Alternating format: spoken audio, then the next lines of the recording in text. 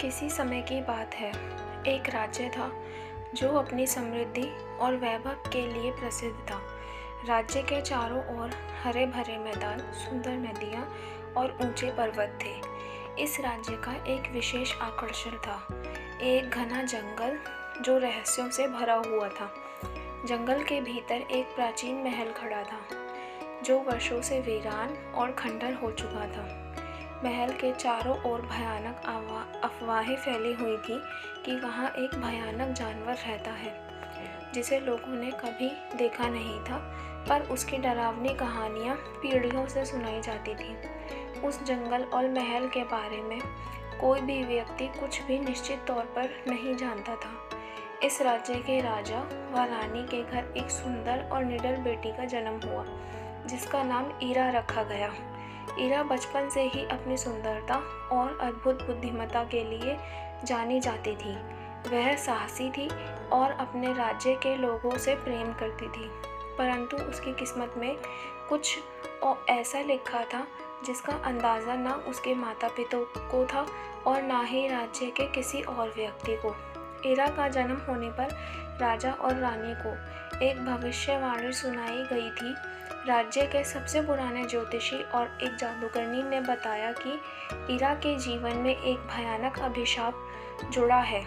जब वह 18 साल की हो जाएगी तब वह एक भयानक रूप धारण करेगी और उसकी इंसानी पहचान हमेशा के लिए ख़त्म हो जाएगी। इस भविष्यवाणी ने राजा और रानी के दिलों में भय पैदा कर दिया, परंतु समय बीतने के साथ उन्होंने यह सोचकर इसे भुला दिया कि यह एक अफवाह भी हो सकती है।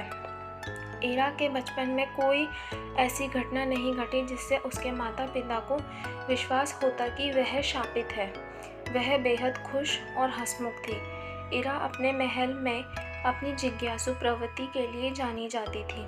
वह अक्सर महल के बाहर जाकर शहर के लोगों से मिलती, उनके दुख सुख में शामिल होती और उन्हें अपने सलाह से मार्गदर्शन करती। उसकी लोकप्रियता पूरे राज्य में फैल गई थी। समय बीतता गया और ईरा की 18वीं वर्षगांठ पास आ गई। महल में बड़े धूमधाम से उत्सव की तैयारियां शुरू हो गई, परंतु ईरा के जन्मदिन की रात कुछ अजीब घटित हुआ।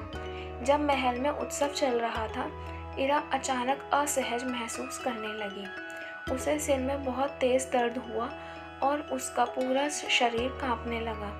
राजा और रानी ने उसे आराम करने की सलाह दी, लेकिन ईरा के भीतर कुछ बदलने लगा था। कुछ ही पलों में उसके सुंदर चेहरे पर पीड़ा के भाव उभर आए और उसकी आंखों में एक अजीब सी चमक आ गई। उसके हाथों में नुकीले पंजे और पीठ पर बड़े बड़े बाल उगने लगे। वह चीखती हुई महल के अंदर भागी और अपने कक्ष में खुद को बंद कर लिया। राजा और रानी ईरा की इस दशा से स्तब्ध थे। उन्होंने राज्य के सबसे ज्ञानी वैद्यों और जादूगरों को बुलाया, परंतु कोई भी ईरा को ठीक नहीं कर पाया। ईरा धीरे धीरे एक भयावह जानवर में बदल गई और उसकी इंसानी पहचान खोने लगी। अपनी इस स्थिति से डरकर और अपने परिवार को हानि पहुंचाने के भय से ईरा महल छोड़कर उसी भयानक जंगल की ओर भागी जिसके बारे में लोग डरावनी कहानियां सुनाते थे। ईरा ने जंगल के घने पेड़ों के बीच खुद को छिपा लिया। वह दिन रात भटकती रही, लेकिन उसकी आत्मा को कोई शांति नहीं मिली। एक दिन चलते चलते वह उस प्राचीन महल के पास पहुंच गई जिसे सालों से लोगों ने वीरान माना था। ईरा को यह जगह थोड़ी अजीब लगी, परंतु उसका भयानक रूप और मन की उदासी उसे कहीं भी रहने का साहस नहीं दे रही थी। वह महल के अंदर चली गई और वहां उसने अपने दिन बिताने का निर्णय लिया। यह महल वीरान नहीं था, बल्कि वहां एक और प्राणी रहता था, एक और अभिशापित जानवर। यह जानवर भी एक समय इंसान था। उसका नाम अर्जुन था और वह एक शक्तिशाली और धनी राज्य का राजकुमार था। बचपन से ही अर्जुन अपने घमंड और कठोर स्वभाव के लिए प्रसिद्ध था। एक दिन उसने अपने घमंड में एक बुजुर्ग जादूगरनी का अपमान कर दिया था और बदले में उसे एक जानवर में बदलने का श्राप मिला। अर्जुन का रूप तो बदल गया था, परंतु उसके भीतर का घमंड और अकेलापन और बढ़ गया। वर्षों से वह उसी महल में एकाकी जीवन बिता रहा था। महल में घुसते ही इरा को महसूस हुआ कि वह यहाँ अकेली नहीं है।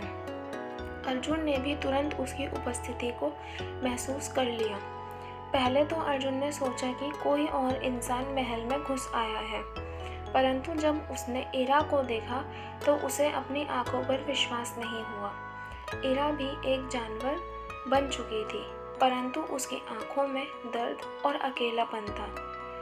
दोनों की मुलाकात अप्रत्याशित थी और पहले तो वो एक दूसरे से डर गए, लेकिन धीरे धीरे दोनों के बीच बातचीत शुरू हुई। अर्जुन ने अपनी कहानी इरा को सुनाई और इरा ने अपनी अर्जुन को। दोनों ने महसूस किया कि वे एक ही स्थिति में हैं। दोनों अभिशापित हैं और दोनों ने ही अपनी पहचान खो दी है। यह समानता उन्हें एक दूसरे के करीब ले आई। इरा और अर्जुन ने एक दूसरे के साथ समय बिताना शुरू किया और धीरे धीरे उनके बीच एक गहरी दोस्ती विकसित हो गई। महल में रहते हुए इरा ने देखा कि अर्जुन भले ही बाहर से क्रूर दिखता था, पर उसके भीतर एक दुखी और अकेली आत्मा छिपी हुई थी। अर्जुन भी समझने लगा कि इरा के रूप में वह किसी ऐसे साथी से मिला है जो उसकी स्थिति को समझती है। दोनों एक साथ अपने अभिशाप से मुक्ति पाने का उपाय खोजने लगे। महल के भीतर एक प्राचीन पुस्तकालय था जिसमें सैकड़ों जादुई किताबें थीं। एक दिन इरा और अर्जुन ने एक विशेष पुस्तक पाई जिसमें श्रापों से मुक्ति पाने के उपाय लिखे हुए थे। इस पुस्तक में लिखा था कि अगर दो अभिशापित आत्माएं सच्चे प्रेम का अनुभव करती हैं और एक दूसरे से बिना किसी स्वार्थ के प्रेम करती हैं तो उनका श्राप टूट सकता है, लेकिन यह शर्त थी कि प्रेम केवल शारीरिक आकर्षण पर आधारित नहीं होना चाहिए, बल्कि आत्मा से होना चाहिए। इरा और अर्जुन के लिए यह एक कठिनाई थी। दोनों ने एक दूसरे के प्रति भावनाएं महसूस की थी, लेकिन दोनों अपने अपने रूप को लेकर संदेह में थे। क्या वे एक दूसरे को सच में प्रेम कर सकते हैं या यह केवल उनकी स्थिति के कारण है? समय के साथ अर्जुन और इरा का संबंध गहरा होने लगा। दोनों ने एक दूसरे को बेहतर समझना शुरू किया। वह उनकी दोस्ती धीरे धीरे प्रेम में बदलने लगी, लेकिन दोनों के मन में एक सवाल बार बार आता था, क्या उनका प्रेम वास्तव में सच्चा है या यह केवल उनकी स्थिति का परिणाम है? इरा ने एक दिन अर्जुन से कहा, मैं जानती हूँ कि हम दोनों अभिशापित हैं, लेकिन क्या तुम मुझसे प्रेम कर सकते हो, भले ही मैं एक जानवर बन चुकी हूँ? अर्जुन ने उत्तर दिया, तुम्हारा बाहरी रूप मायने नहीं रखता इरा, जो मायने रखता है वह है तुम्हारा दिल और तुम्हारी आत्मा। अगर हम एक दूसरे से सच्चे दिल से प्रेम करते हैं तो श्राप को तोड़ा जा सकता है। यह सुनकर इरा का दिल भर आया। उसे अर्जुन के प्रति एक गहरा स्नेह महसूस हुआ और उसने पहली बार महसूस किया कि वह अर्जुन के साथ सुरक्षित और प्रिय महसूस करती है। एक रात जब महल में एक भयानक तूफान आ गया, अर्जुन और इरा महल के एक कक्ष में बैठे थे। बिजली चमक रही थी और हवाएं जोर से चल रही थी।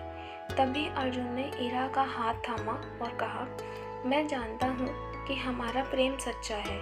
हम एक दूसरे से उस रूप में प्रेम करते हैं जो वास्तव में हमारे भीतर है, ना कि जो बाहर दिखाई देता है।